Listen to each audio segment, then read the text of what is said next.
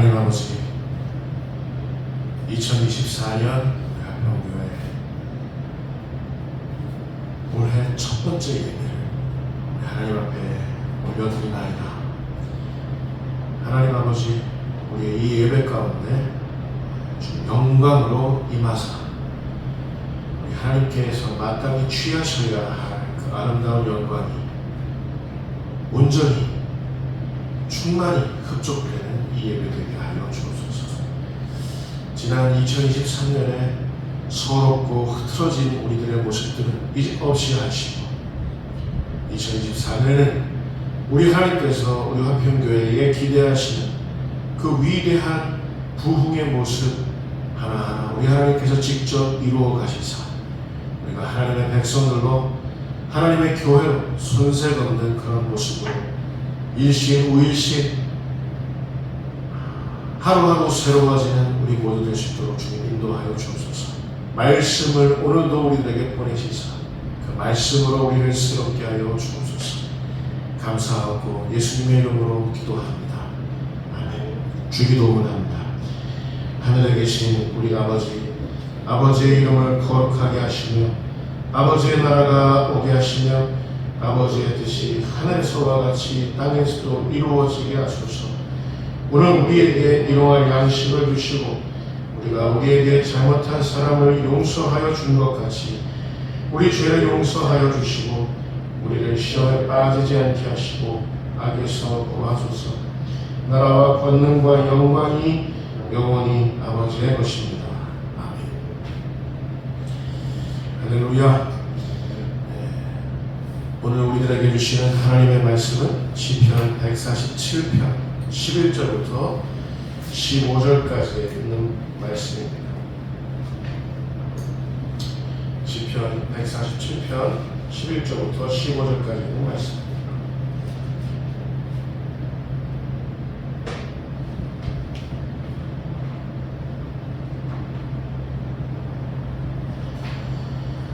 제가 한 절, 여러분들이 한 절, 마지막 절은 합독하겠습니다.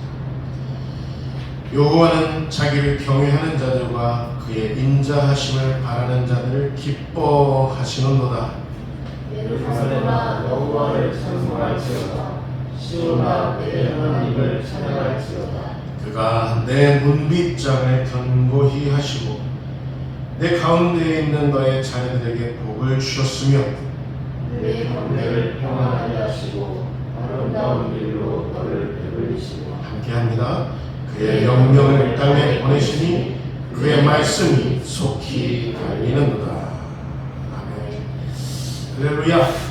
말씀은 우리를 다시 일으켜 세우고 말씀은 우리를 다시 일으켜 세우고라는 제목으로 함께 하나님의 음성을 청하겠습니다.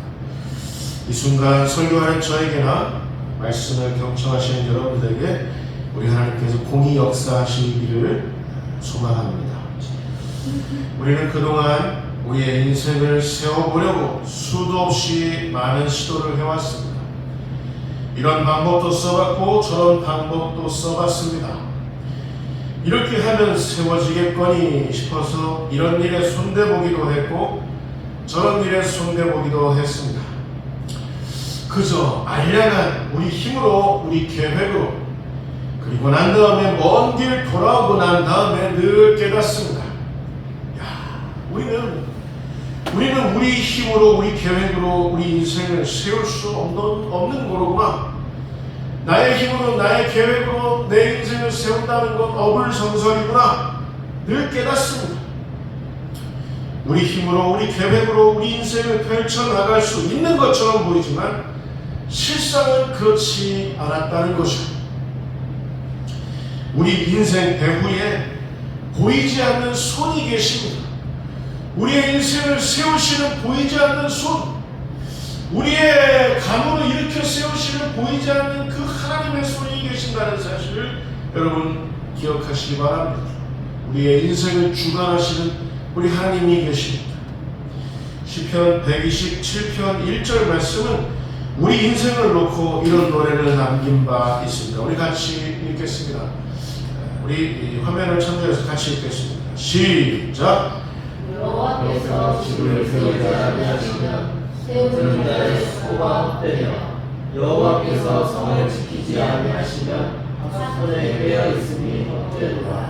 하나님이 세우셔야 한다는 것이 한 인생. 여기서 세우지 혹은 세우는으로 번역된 히브리어 바나라는 말이 있습니다. 바나라는 이 말은 한 가옥, 어떤 집을, 한 건물을 건축한다는 뜻도 있지만 한 가문, 예를 들어서 박용재 목사의 가문, 우리 박기재 집사님의 가문, 우리 준혁 형제의 가문을 세운다, 가문을 건축한다는 의미가 더 강합니다. 한 가문을 건축하는 주체는 우리 자신인 것 같지만, 박용재 목사가 박용재 목사의 가문을 건축하는 것 같지만, 여러분들이 여러분의 가문을 건축하는 것 같지만, 실은 그게 아니라 하나님의 능력, 하나님의 계획으로 하나님께서 건축하신다는 것이죠. 결국은 우리가 아니라 하나님이 우리의 가문을, 우리 인생을 건축하신다는 그런 의미이겠습니다. 그래서야 비로소 하나님이 하셔야, 하나님이 세우셔야 비로소 의미 있고, 하나님께서 세우시는 게 아니라면 그 수고는, 그 모든 수고는 헛되다라는 그런 의미이겠습니다. 여러분, 지난 2023년은 어떠셨습니까? 여러분의 인생을 세우시느라고, 여러분의 가문을 세우시느라고 여러분 얼마나 애가 타셨습니까? 얼마나 많은 기도와 얼마나 많은 수고들로 지난해를 수놓으셨습니까? 정말 고생 많이 하셨습니다. 그러나 여러분 잘 되셨던가요? 아마도 적잖은 좌절과 낙심이 있었을 거라 생각됩니다. 왜냐하면 우리의 수고에 욕심이 섞여 있어서 그랬을 겁니다. 왜냐하면 우리의 수고에 헛된 탐심이 섞여 있어서 그랬을 겁니다. 저는 2024년 올해만큼은 우리 모두가 다 우리 자신을 세우는 데 있어서, 우리 가문을 세우는 데 있어서 꼭 하나님께서 하셔서 하나님의 직접 세우시는 그 승리가 우리 가운데, 우리 가문 가운데 있어지기를 주님의 이름으로 축원을 드립니다. 새해 첫 주, 오늘 우리 새로운 마음으로 우리가 신년 감사 예배를 드리고 있는데, 여러분들 가운데 하나님의 각별한 은혜가 있기를 주님의 이름으로 축원을 다시 한번 드리는 바입니다. 여러분 기억하십시오. 우리 인생을 세우시는 분, 우리 가문을 세우시는 분은 우리 하나님이신 줄 믿습니다. 여러분, 기드온을 하나님의 용사, 300인의 용사의 수장이었던 미디안 적군을 상대로 했던 그 기드온을 하나님께서 부르셨던 그 장면, 여러분 아직도 기억하십니까? 기드온은 정말 강한 용사로 성경에 그렇게 기록되어 있지만, 본래 기드온의 모습은 그러지 않았어요. 기드온은 미드안 사람들의 눈을 피해서 밀을 포도주 틀에서 타작하고 있었습니다. 밀을 타작하는 것은 공개적으로 벌판에서 하는 거지만, 포도를 포도주 틀에서 타작하는 것과 달라요. 밀을 포도주 틀에서 타작했다는 건 그만큼 숨어서 은밀하게 타작을 했다는 거예요. 아주 적은 소량만 남들 몰래 은밀하게 타작하기 위해서 포도주 틀을 사용해서 밀을 타작했다는 거예요. 하긴 그도 그럴 것이, 미디안과의 전쟁 중이었으니 기드온이 적들의 눈을 피해서, 적들의 약탈을 피해서 그렇게 밀을 포도주 틀에서 타작하는 건 어떻게 보면 당연한 일이죠. 여러분, 기드온의 그 모습을 상상해 보시기 바랍니다. 나라를 빼앗겼고 나라가 위태로운 그 지경에 미디안과 전쟁을 하고 있는데, 자신은 밀을 타작해서 그 타작한 밀로 연명해야 하는 기드온의 그 작고 작아진 그 모습, 완전히 자존감이 떨어진 모습, 잔뜩 이축된 모습, 쭈그러질 대로 쭈그러든 그 모습, 기드온이 한없이 작아졌을 때, 그때 하나님께서 나타나셨어요. 여호와의 사자가 기드온을 향해서 이렇게 얘기합니다. 큰 용사여, 여호와께서 너와 함께 하시는구나. 큰 용사여 여호와께서 너와 함께 하시는구나. 이 대사가 위축된 기드온의 귓가에 터지는 거예요. 이 목소리가. 아무것도 할 수 없을 그때 남들 눈을 피해서, 적들의 눈을 피해서, 적들의 이목을 피해서 은밀하게 포도주 틀에서 밀을 타작해야만 하는 그런 기드온의 작아진 모습, 위축된 모습으로 있을 때 하나님께서 뭐라고 말씀하셨냐면 큰 용사여 여호와께서 너와 함께 하시는구나. 마치 우리 한국교회가 위축되고 우리 화평교회가 위축되고 제 자신이 위축되고 한 이때 여러분 자신이 혹여 위축되어 있습니까? 위축되었다면 위축된 여러분들을 놓고 우리 하나님께서 이렇게 말씀하시는 거예요. 큰 용사여 여호와께서 너와 함께 하시는구나. 여러분 기도는 이 말을 들었을 때 하나님의 선언을 들었을 때 촉망받던 유능한 시기가 아니었어요. 기도는 많은 스펙을 쌓아놓고 많은 체험을 해놓고 자격증도 따놓고 체계적으로 자신의 인생을 자신감 있게 그렇게 펼쳐나갔을 때 하나님께서 큰 용사라고 부르셨던 게 아니라는 거예요. 누가 보아도 기드온이 위축되었을 때, 기드온 자신이 봤을 때 자기 자신이 너무 위축되었구나, 나 자신이 왜 이렇게 작아졌을까 싶은 그때 하나님께서 큰 용사여 여호와께서 너와 함께 하시는구나 이 말씀을 드리는 거예요. 저는 말씀을 준비하면서 상상해 봤습니다. 간밤꿈에 하나님께서 저를 향해서 큰 용사여 여호와께서 너와 함께 하시는도다. 그러면 저는 아마 심드렁해져서 하나님 번지수 잘못 찾으신 것 같습니다. 저 말고 저쪽에서 그 사람한테 가셔야 되는데 저한테 잘못 오신 것 같은데 큰 용사여 여호와께서 너와 함께 하시는도다. 기드온도 똑같은 반응을 했다고요. 기드온도 심드렁해졌어요. 이를 포도주 틀에서 타작해야만 하는 그 위축되고 보잘것없는 그때 하나님께서 나를 향해서 큰 용사여 너와 함께 하시는도다. 여호와께서 너와 함께 하시는도다. 이게 말이 되냐고요. 자기 자신이 생각해봤을 때도 심드렁해져서 하나님의 이 목소리가 잘못 온 건 아닌가 심드렁해져서 잔뜩 삐져가지고 이런 말을 남깁니다. 나의 집은 므낫세 중에 극히 약하고 나는 내 아버지 집에서 가장 작은 자니이다. 잘못 오셨습니다. 나의 가문은 정말 작은 가문이고 보잘것없는 가문이고 그 가문 가운데서도 그 작은 가문 내에서도 나는 가장 작은 자입니다. 근데 나를 향해서 큰 용사라니요. 심드렁한 이 잔뜩 삐진 기도원의 모습을 여러분 상상 한번 해보시기 바랍니다. 여러분 생각해 보세요. 우리 자신이 우리 스스로가 나는 강하다라고 느꼈을 때, 나는 크다라고 자부했을 때, 그때 우리는 어땠는지, 정말 잘 나가고 있었는지, 정말 탄탄대로 뿐이었었는지, 물론 잘 나가는 사람들, 하나님께서 버리신 자들 중에는 정말 그런 사람들 있을 겁니다. 탄탄대로를 정말 잘 나가고 그런 사람들도 있을 겁니다. 그러나 여러분 이 이야기는 이 성경 속의 기드온 이야기는 기드온과 같은 우리 그리스도인들에 관한 우리 교회들에 관한 이야기인 줄 여러분 믿으시기 바랍니다. 여러분 따라서 보시죠. 우리가 강하면 우리가 크면 하나님 하실 수 없습니다.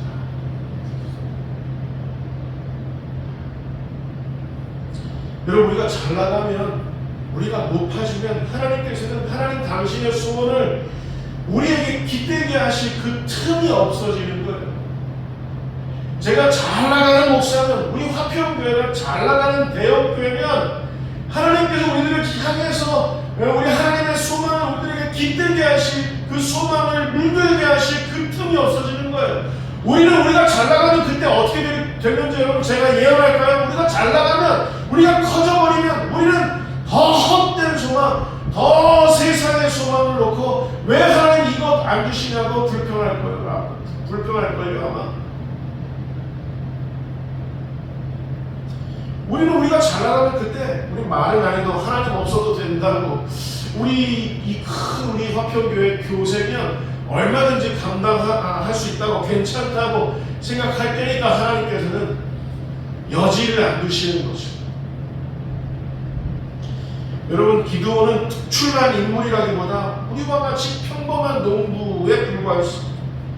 숨어가지고, 전쟁 중에 숨어가지고 남들 눈을 피해서, 적들 눈을 피해서, 약탈을 피해서 밀을 포도주 틀에서 은밀하게 타작했어야만 했던 그런 위축된 시절, 위축된 일상을 보낼 뿐이었던 기드온.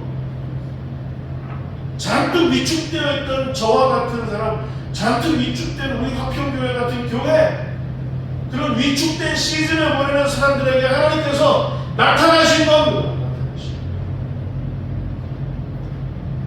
이 참담한 이스라엘의 역사를 저 기드온과 저 미디안과의 전쟁 속에서 저 이스라엘을 구원해내라고 큰 용사여 기드온아, 여호와께서 너와 함께 하시노라 말씀하십니다. 여러분, 혹여 2024년 올해 첫 번째 예배 가운데 하나님께서 지금 이 순간 우리에게 나타나셔서 큰 용사들이여, 여호와께서 너희들과 함께 하시노라, 이 백척간주의 위기에 있는 한국교회와 이 대한민국을 구원해내라, 우리에게 사명을 맡기신다면 여러분, 우리는 어떻게 반응할 겁니까? 한번 상상 한번 해보십시오.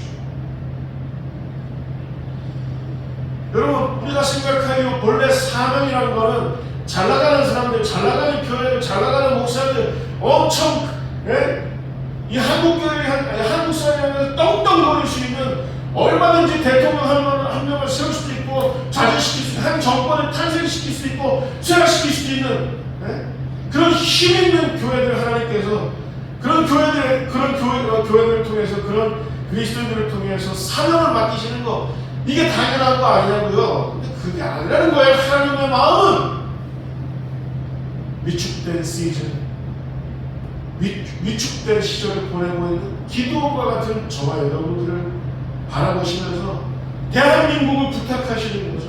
이 한국교회 부탁하시는 거죠. 큰 용사여, 여호와께서 너와 함께 하시는구나. 그러니 여러분, 우리 포기하지 맙시다. 포기하실 거예요.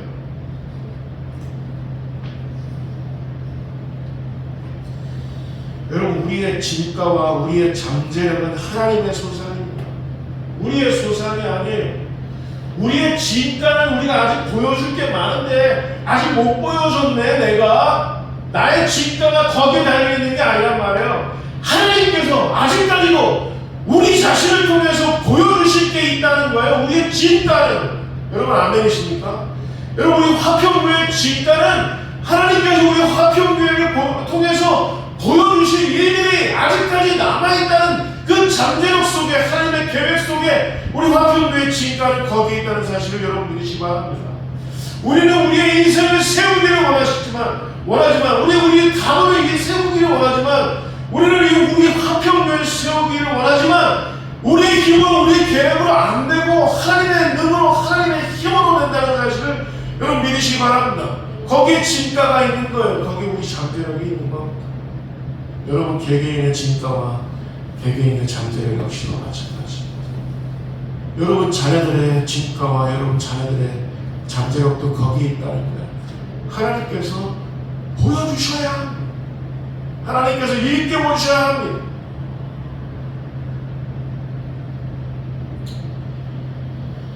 오늘 보면 12절, 15절까지 말씀으로 돌아가 볼까요? 우리를 사명자로 세우기를 원하시는데, 기드온과 같은 사명자로 우리 하나님께서 세우시길 원하시는데, 하나님의 마음이 어떠한지 오늘 본문은 이렇게 기록해 놓고 있습니다. 우리 같이 읽겠습니다. 12절부터 15절까지 같이 읽겠습니다. 시작! 예루살렘과 여호와를 찬송할지어다. 시온아 내 하나님을 찬양할지어다.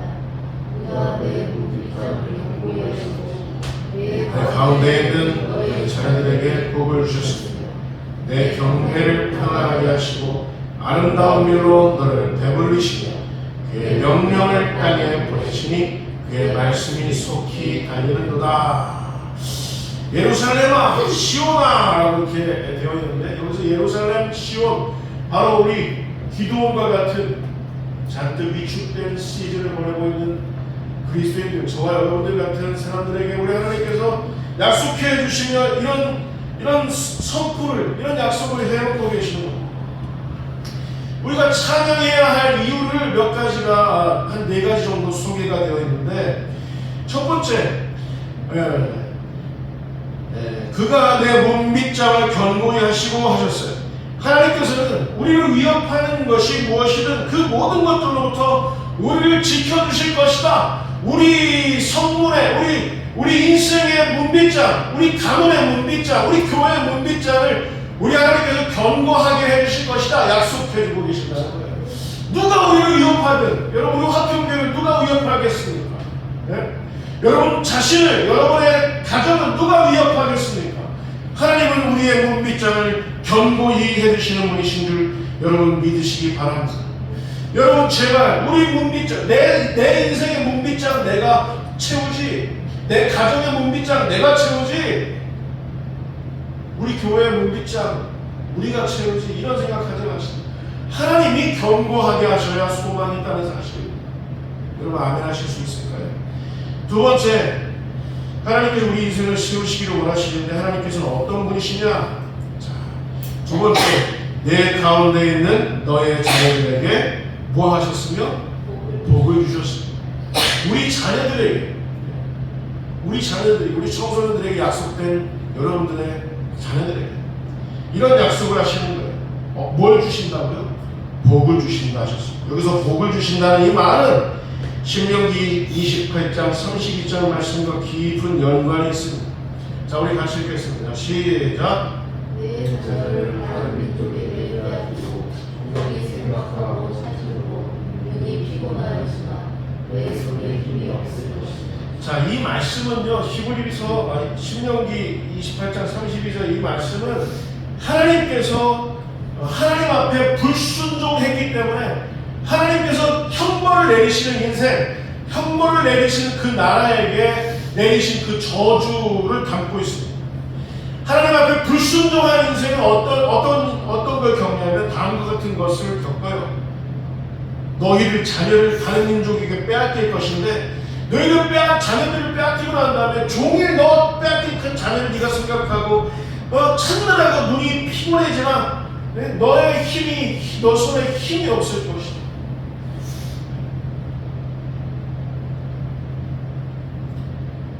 하나님께 불순종한 사람들에게 결국은 이런 일들이 일어난다는 거예요. 자녀들에 관한 거예요.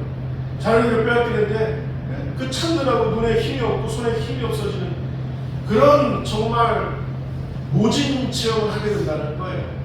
그러나 여러분, 하나님께서 세우시는 인생, 하나님께서 세우시는 가문에는 어떻다는 거예요? 이걸 역으로 말하면 우리가 위축된 시즌을 산다고 하더라도 순종으로 우리가 일관할 수만 있다면, 하나님의 말씀에 순종할 수만 있다면 우리는 우리의 자녀를 빼앗길 일이 없다는 거예요. 왼종일 노심초사 자녀 생각 때문에 동동 구를 일 없다는 말. 잃어버린 자녀를 찾음으로 눈이 피곤해지거나 손에 힘이 없게 될 그런 체험을 겪을 일이 없다는 겁니다. 저는 제 두 아들을 키우고 있지만 제 아들들 정말 잘 커져서 어떻게 보면 애비가 되어서 너네들 정말 고맙다 이런 말하면 정말 활불출 같아요. 근데 속마음이 정말 그래요. 잘 커져서 정말 고맙다. 왜 그러냐 곰곰이 생각해보니까 제가 애들 교육을 잘해서 그랬을까요? 애들을 정말 엄하게 말씀으로 이렇게 양육해서 그랬을까요? 정말 저와 제 아내의 고백을 이뤘습니다. 하나님께서 우리 가문을 지켜주셔서 그 문빗장을 견고하게 하셔서 두 아들이 잘 커주고 있구나 이런 생각을 하게 된다는 거죠. 당신은 아멘 할 수 있어요? 네. 너희들 잘 커주고 있네. 하나님 앞에 순종하는 가문, 순종하는 인생은 자녀들 생각에 정말 고생하는 마음, 그거 겪을 겨를이 없다는 거예요. 하나님께서 세우실 수 있도록, 하나님께서 우리 가문을 세우실 수 있도록, 우리 자신을 세우실 수 있도록 하나님께 드리십시다. 우리 2024년에는 어떻게 하면서 우리가 드릴 수 있겠어요? 하나님께서 다 내려놓고, 하나님 앞에 다 내려놓고, 하나님이 내 아들 하십시오, 하나님 내 딸 하십시오, 세워주십시오, 그렇게 기도하시며 하나님께 매달리실 수 있기를 바랍니다. 그러면 우리가 자녀를 빼앗길 일이 없다는 거예요. 여러분, 목회를 크게 하더라도 애를 쓰고 고생했는데, 목회는 크게 했지만, 교회는 크게 성장시켰지만, 자녀 농사를 엉망으로 지어서 자녀 찾느라고 눈이 퀭해진 사람, 그런 목회자 지금 한국교회 쎄고 쎄어요.